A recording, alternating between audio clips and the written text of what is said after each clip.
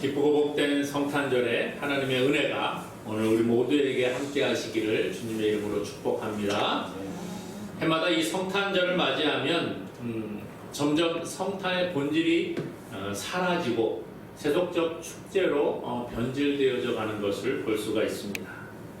많은 사람들이 크리스마스 하면 무엇이 생각나느냐 이렇게 물어보면 대부분의 많은 사람들이 크리스마스 트리, 또 산타크로스, 선물, 눈, 요즘은 많이 사라졌습니다만 캐롤 이런 것들을 생각을 하게 됩니다.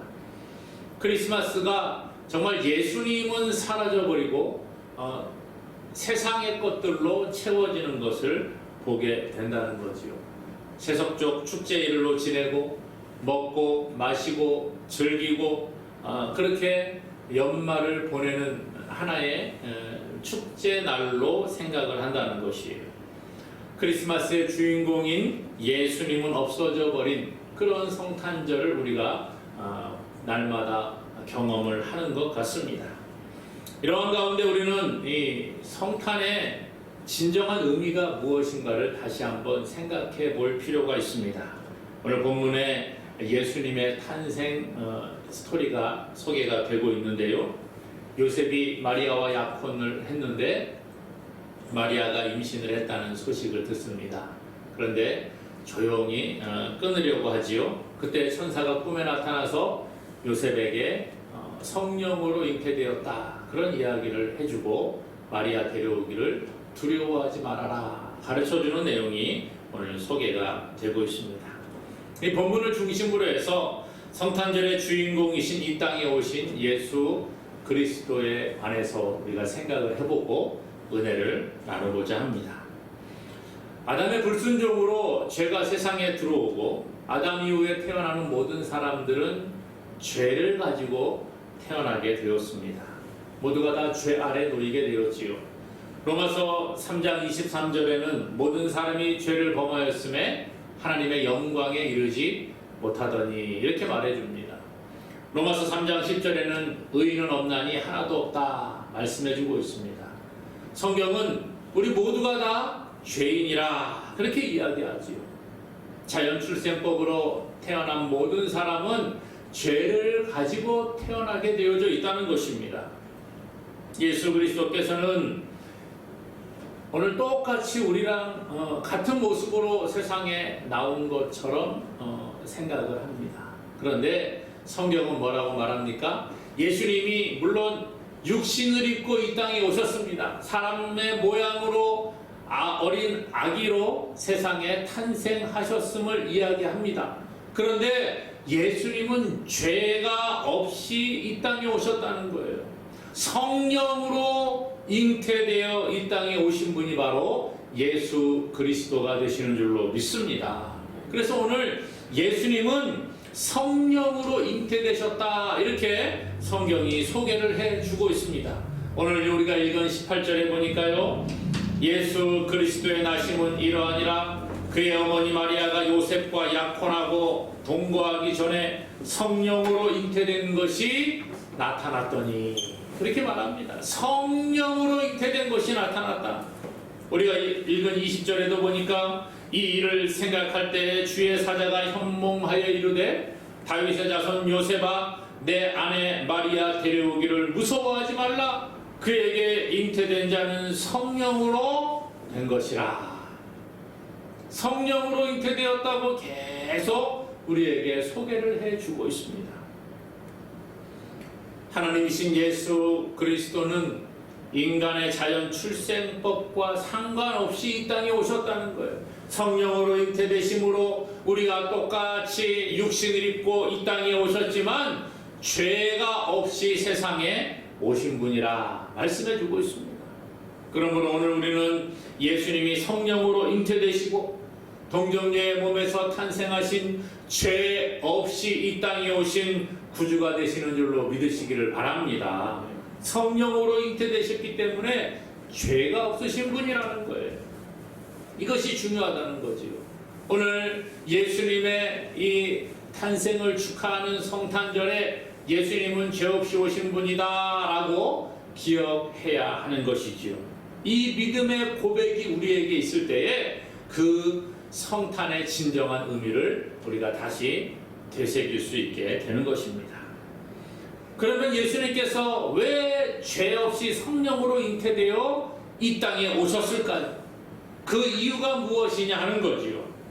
왜 하나님이신 예수님께서 성령으로 잉태되어 육신을 입고 이 낮고 천한 땅에 오셨느냐? 그것은 바로 한 사람의 범죄로 말미암아 세상에 들어온 죄의 문제를 해결하기 위해 오셨다라는 것입니다. 한 사람 아담의 범죄함으로 말미암아 세상에 죄가 들어오고 죄로 말미암아 사람들은 고통과 죽음 가운데 놓이게 되었습니다. 그래서 많은 사람들이 세상을 살아가면서 많은 문제 가운데 살아가는 것을 봅니다. 육신의 질병의 문제가 찾아옵니다. 속에 미움과 다툼과 시기와 질투와 살인이 우리 가운데 있습니다. 서로 수군수군하는 모습들이 우리 가운데 있습니다. 성경에 보니까 이러한 모든 것들이 다 우리 육신의 죄로부터 말미암아 나타나는 것들임을 이야기해 주고 있습니다. 그래서 육신의 문제, 질병의 문제, 죄의 문제, 죽음의 문제로부터 우리는 자유롭지 못한 존재가 되었다는 거예요. 이 땅에 살아가는 모든 사람들에게 문제가 없는 사람은 아무도 없습니다. 누구나 다 문제가 있지요. 돈이 있으면 또 다른 문제가 우리 가운데 있습니다. 돈이 많으면 무슨 걱정이 있겠느냐 생각을 할 수 있습니다만 아니요. 돈이 있다고 해서 날마다 건강한 것이 아닙니다. 돈이 있다고 해서 가정이 날마다 평안한 것이 아닙니다. 돈이 있다고 해서 우리의 삶의 환경이 아주 풍요로워지는 것만은 아닌 것 같습니다. 돈이 많다고 해서 사람들이 미워지지가 않습니까? 그게 아니라는 거예요. 돈이 모든 문제를 해결해 주지 않음을 우리는 볼 수가 있습니다. 어떤 사람은 건강이 최고라 말합니다. 여러분, 건강하면 아무 문제가 없을까요? 건강해도 돈이 없어서 고통받는 사람이 있고, 건강하지만 또 다른 문제들로 인해서 날마다 근심과 걱정 가운데 살아가는 사람들이 많이 있음을 봅니다. 어느 누가 죄로 인해 찾아온 우리 인생의 문제로부터 우리를 구원할 수 있겠습니까? 아무도 없습니다. 내 스스로의 힘으로는 자기에게 찾아오는 문제를 해결할 능력이 없다라는 거예요. 문제는 이러한 것들을 알고 있음에도 불구하고 죄로 인해서 인생의 문제, 고통의 문제, 죽음의 문제를 해결하지 못함으로 말미암아 우리가 어려움 가운데 처하게 되는 것입니다. 결코 우리의 능력으로 해결할 수 없습니다. 돈이 많다고 해결되는 것도 아니고 건강한 육신을 가지고 있다고 그것을 해결할 수 있지도 않습니다. 힘이 좀 세다고요? 아니요. 권력을 가졌다고요? 안 됩니다. 명예가 있다고 해도 그 문제를 해결할 수 없다는 거예요. 그래서 하나님께서는 우리 스스로 그 문제를 해결할 수 없기에 우리에게 구원자가 필요함을 깨닫게 해주셨습니다. 너희 힘으로 이 문제 해결할 수 없지. 너 죄의 문제 해결할 수 없지. 너 인생의 문제 해결할 수 없지. 그러니까 구원자가 필요해. 모든 사람들에게는 구원자가 필요하다는 거예요. 죄의 문제를 해결해 줄 사람, 인생의 문제를 해결해 줄 분, 우리 육신의 모든 질병의 문제를 해결할 분이 필요하다는 것입니다. 그래서 하나님께서는 그 인생에 필요한 구원자를 우리에게 보내주셨어요. 오늘 21절에 이렇게 말합니다. 같이 한번 21절 읽겠습니다. 아들을 낳으리니 이름을 예수라 하라. 이는 그가 자기 백성을 그들의 죄에서 구원할 자이심이라 하니라. 아멘. 아들을 낳으리니 그 성령으로 잉태된 그 아들을 낳을 텐데 그 이름을 예수라 하라. 예수, 히브리어로는 예수와 이렇게 기록을 합니다. 헬라어로는 예수스, 우리나라 말로 예수 이렇게 번역을 했지요. 예수, 그 이름의 뜻은 구원하다라는 뜻을 가지고 있습니다. 오늘 본문 21절에는 뭐라고 합니까? 아들을 낳으리니 이름을 예수로 하라. 이는 그가 자기 백성을 그들의 죄에서 구원할 자이심이라. 그가 자기 백성을 그들의 죄에서 구원할 자, 예수는 구원자, 구원하다, 이런 뜻이 있다는 거예요. 예수님은 이 땅에 구원자로 오셨음을 분명히 성경은 기록해 주고 있습니다. 예수님이 이 땅에 오신 목적은 우리 모든 죄로 말미암아 죽음이 우리 가운데 놓여져 있는데 그 문제를 해결하기 위해 오셨습니다. 인생의 어려운 문제들이 날마다 우리의 인생 앞에 펼쳐지는데 그 문제로부터 우리를 구원하기 위해 예수 그리스도가 이 땅에 오셨다라는 거예요. 우리 인생의 모든 죽음의 문제와 고통의 문제 해결하기 위해 예수님이 오셨습니다. 그것을 이야기하는 거예요. 그런데 오늘 말씀해 보니까 모든 사람을 다 그러한 문제로부터 구원하기 위해 오셨느냐? 그게 아니라는 거예요. 예수님이 구원자로 이 땅에 오신 것은 분명합니다. 그러나 모든 사람을 다 구원하기 위해 오신 것은 아니에요. 물론 하나님께서는 모든 사람이 다 죄로부터 구원받기를 원하고 계십니다. 그래서 모든 사람들이 구원받기를 위하여 날마다 그들에게 죄를 고백하고 회개하고 하나님께 돌아오기를 원하고 계십니다. 그러나 복음을 듣는 자가 다 돌아오는 게 아니라는 거죠. 그래서 오늘 본문에 보니까 자기 백성을 그들의 죄에서 구원할 자이심이라 그랬어요. 자기 백성을 구원하기 위해 오셨다는 거예요. 복음을 듣지 않고 하나님을 거부하고 하나님을 대적하는 자들마저 다 천국으로 인도하는 것이 아니라 복음을 듣고 예수를 구주로 고백하고 하나님의 말씀 앞에 겸손히 낮아지는 그 사람들, 하나님의 백성을 구원하기 위해 이 땅에 오신 줄로 믿으시기를 바랍니다. 이것이 바로 복음의 핵심이라는 거예요. 예수를 거부하고 하나님을 대적하는 자들도 너 날 대적하지만 그거와 상관없이 너는 구원받았어, 그렇게 말하지 않는다는 거예요. 오늘 예수님이 죄인들을 구원하기 위해 동정녀의 몸을 입고 죄 없이 이 땅에 오셨는데 그 오신 이유는 자기의 백성을 죄에서 구원하기 위해 오셨다는 거예요. 그래서 예수님께서는 이 땅에서 3년여 동안 사역을 하실 때에 많은 병든 자들을 고쳐주셨습니다. 뿐만 아니라 그들의 죄의 문제를 해결해 주셨어요. 이 땅에서 사역을 하시면서 예수님이 나는 죄를 사하는 권세가 있다라고 말씀하고 계십니다. 그래서 많은 병자들을 고치실 때 그런 이야기 하시죠. 예를 들면 중풍병자를 예수님이 고치십니다. 많은 사람들이 그 중풍병자를 침상채 메고 와서 예수님께 달아내립니다. 그때 예수님이 그 사람을 보시고 뭐라고 합니까? 내 죄사함을 받았느니라, 이렇게 말씀하세요. 그러니까 옆에 있던 사람들이 막 수근수근합니다. 서기관들이 신성모독이다 그렇게 말합니다. 그러니까 예수님이 뭐라고 말합니까? 인자가 세상에서 죄사하는 권능이 있는 줄을 너희가 알게 하려 하노라.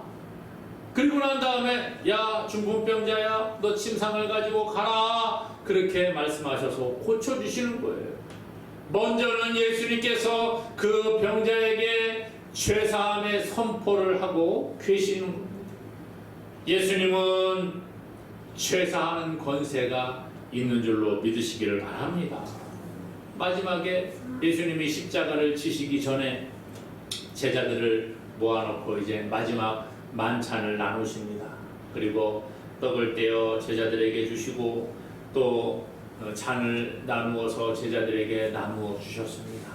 그러면서 마태복음 26장 28절에 이것은 죄사함을 얻게 하려고 많은 사람을 위하여 흘리는 바 나의 피 곧 언약의 피니라.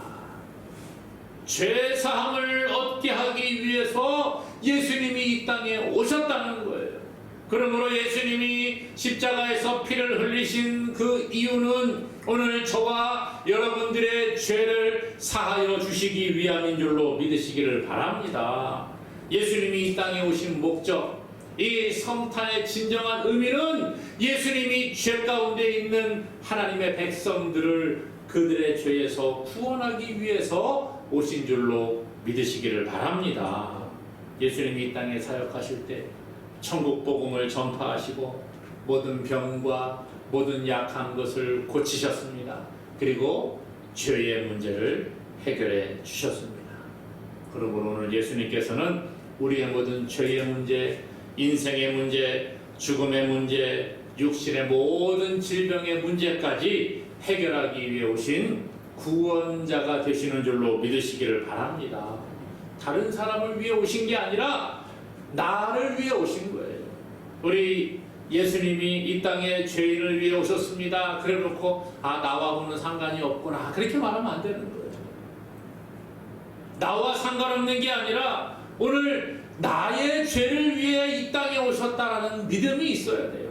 그리고 예수님을 구주로 영접하고 하나님의 자녀가 된 자는 죄사함을 받고 하나님의 백성으로 이 땅에서 복을 누리고 또 저 천국에서 영원한 복을 누리는 인생으로 변화되는 줄로 믿으시기를 바랍니다.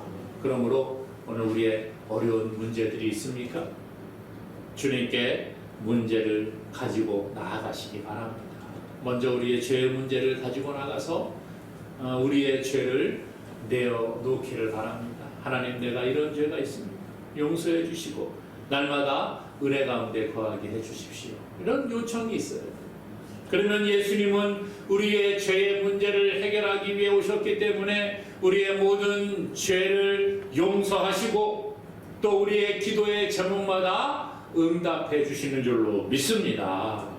이와 같이 예수님께서는 우리의 죄를 사하시고 우리의 인생의 문제를 다 해결해 주시는 거예요. 그런데 이 땅에서 이제 하나님의 백성으로 우리가 살아가야 되는데, 여러분, 세상에서 살아가는 게 쉬워요? 어려워요? 쉽지가 않습니다. 그렇죠? 날마다 행복한 날이 우리 가운데 있으면 얼마나 좋겠습니까? 예수님이 이 땅에 오셔서 나의 죄의 문제 해결해 주셨으니까 이제부터 행복하게 살아봐야지 생각을 합니다. 그러나 세상을 살다가 보면 행복하지가 않습니다. 고통이 찾아오기도 합니다. 예수 믿는 사람이라고 병에 안 걸립니까? 우리 아까 말씀드렸죠. 가나의 최세진 선교사님 갑자기 그렇게 천공이 생겨서 수술을 했는데 또 재수술을 하시고 아직도 회복이 안 되고 있습니다. 여러분, 선교하러 그곳에 가서 지금까지 열심히 선교했는데 육신의 질병이 찾아오기도 한다는 거예요. 예수 믿는 사람들도 육신의 질병이 찾아올 수가 있습니다. 예수 믿는 사람도 어려움이 찾아오기도 합니다. 이 땅의 삶을 살아가면서 예수 믿는 사람들이라고 해서 가난이 안 찾아온다는 보장이 없습니다. 가난하게 살 수도 있습니다. 돈이 없어서 고통 가운데 있을 수도 있습니다. 가정이 날마다 평안하면 얼마나 좋겠습니까마는 그렇지 않다는 거예요. 예수 믿는 가정도 가정에 불화가 있을 수가 있습니다. 그건 당연한 거예요. 그런데 주님께서 너 이제 구원 백성이 되었으니까 너 혼자 그 문제 한번 헤쳐나가봐라 이렇게 말씀하시지 않는다는 거예요. 너 건강에 문제가 있지 않냐? 너 어려움이 있지 않냐? 그런 모든 거 다 네가 알아서 해결해라 그렇게 말하지 아니하신다는 거예요. 오늘 우리가 죄로 말미암아 고통 가운데 있고 죽음 가운데 있을지라도 오늘 주님은 우리와 함께 하시는 줄로 믿으시기를 바랍니다. 구원받은 백성들과 함께 하신다는 거예요. 이 땅에 영적인 전쟁을 하며 살아가는데 주님 다시 오시는 그날까지 그것은 계속될 거예요. 마귀는 끊임없이 하나님의 백성들을 공격해 옵니다. 여러 가지 문제로 힘들게 하지요. 육신의 건강의 문제로, 돈의 문제로, 또 사람과의 관계의 문제로 여러 가지 문제로 우리를 힘들게 만듭니다. 그게 사탄이 하는 일이에요. 오늘 그러므로 우리는 이 전쟁 가운데 살아가는데 주님은 야, 너 전쟁 혼자 해라 그렇게 말하지 아니하신다. 그럼 어떻게 합니까? 오늘 본문 23절에 이렇게 말합니다. 보라, 처녀가 잉태하여 아들을 낳을 것이요 그의 이름은 임마누엘이라 하리라 하셨으니 이를 번역한즉 하나님이 우리와 함께 계시다 함이라. 아멘. 임마누엘, 하나님이 우리와 함께 계신다, 이러한 뜻이지요. 오늘 하나님은 우리가 이 땅에서 살아갈 때에 너 혼자 문제를 해결해라, 너 혼자 어려운 일을 다 네가 알아서 해결해야 된다 그렇게 말하지 않는다는 거예요. 이 땅의 삶을 살아갈 때 하나님이 임마누엘 함께 하신다는 것입니다. 홀로 내버려 두지 아니하고 우리와 함께 하시는 주님이 되시는 줄로 믿으시기를 바랍니다. 오늘 예수님이 오시기 전부터 이미 우리와 주님이 함께 하실 것을 이사야 선지자를 통해 약속을 하셨습니다. 뿐만 아니라 주님이 이 땅에서 사역을 하시면서 제자들과 함께 하셨고 또 십자가에서 죽으시고 다시 살아나셔서 저 하나님의 나라로 올라가실 때에도 분명히 약속을 하고 계신다는 거예요. 마태복음 28장 20절에 내가 너희에게 분부한 모든 것을 가르쳐 지키게 하라. 볼지어다 내가 세상 끝날까지 너희와 항상 함께 있으리라. 이것이 주님의 말씀이라는 거예요. 내가 세상 끝날까지 너희와 항상 함께 있겠다. 사랑하는 여러분, 주님은 우리를 고아와 같이 내버려두지 아니하시는 줄로 믿습니다. 항상 우리와 함께 하시겠다. 언제까지요? 세상 끝날까지, 주님 다시 오시는 그날까지 우리와 함께 하신다고 약속하고 있습니다. 젖먹이 어린아이를 둔 엄마가 혹시 그 아이를 잊을 때는 있을지 몰라도 하나님은 우리를 결코 잊지 아니하시고 버리지 아니하시는 줄로 믿습니다. 우리가 힘든 인생길을 걸어갈 때에 때로는 나 혼자 남겨진 것 같고 하나님이 나와 함께하지 않는 것 같고 이 고통의 문제들을 나 혼자 짊어지고 가는 것 같을 때가 있습니다. 괴롭고 힘든 일이 우리에게 안 찾아오면 얼마나 좋겠습니까? 때로는 괴롭고 힘든 일이 찾아옵니다. 사람이 나를 힘들게 하고 돈이 나를 힘들게 하고 건강이 나를 고통스럽게 할 때가 있습니다. 그럴 때라도 하나님은 우리와 함께 하시는 줄로 믿으시기 바랍니다. 정말 이 땅의 삶이 힘들고 괴롭고 죽는 게 더 낫다 싶을 때가 있어도 그 가운데에서도 하나님 함께 하시는 거예요. 인생의 저 밑바닥에 있을 때에도 주님은 함께 하시고 더 높은 자리로 우리가 가도 우리가 풍요로워도 우리가 가난해도 주님은 함께 하시는 줄로 믿습니다. 때로는 환경을 이기기가 어렵고 지쳐 쓰러져 있을 때에도 그곳에 함께 하시고 주님은 어려운 자들과 함께 하시고 우는 자들과 함께 울어주시고 웃는 자들과 함께 기뻐해 주시는 분이 바로 주님이신 줄로 믿습니다. 그러므로 오늘 예수님은 우리를 구원하시고 날마다 우리와 함께 하시기 위해 이 땅에 오신 줄로 기억하시기 바랍니다. 이것이 성탄의 의미라는 것. 그러므로 우리에게 소망이 있는 거 아니겠어요? 구원받았을 뿐만 아니라 주님이 날마다 우리와 함께 하시기 때문에 여러분 지금 어려움 가운데 있습니까? 어려운 문제가 있습니까? 남들에게 말할 수 없는 그러한 마음의 고통들이 있습니까? 그 문제를 주님께 아뢰일 수 있기를 바랍니다. 주님 날마다 우리와 함께 하시고 우리를 구원으로 인도하신다고 약속하셨어요. 그냥 말씀으로만 하면 사람들이 잊어버릴까봐 그것을 이렇게 성경에 다 기록해 두셨잖아요. 구원자가 되시고 임마누엘 너희와 함께 하겠다, 영원토록 우리와 함께 하겠다 말씀하셨습니다. 기록해 놓으셨어요. 그러므로 오늘 예수님의 이 말씀 기억할 수 있기를 원합니다. 주님 언제나 구원자로 오셔서 우리와 함께 하시는데 오늘 이 예수님의 탄생을 우리가 기억하고 나와 함께 하시는 주님을 날마다 모시고 주님과 함께 동행함으로 이 땅의 삶이 날마다 복된 삶이 되기를 주님의 이름으로 간절히 축원합니다.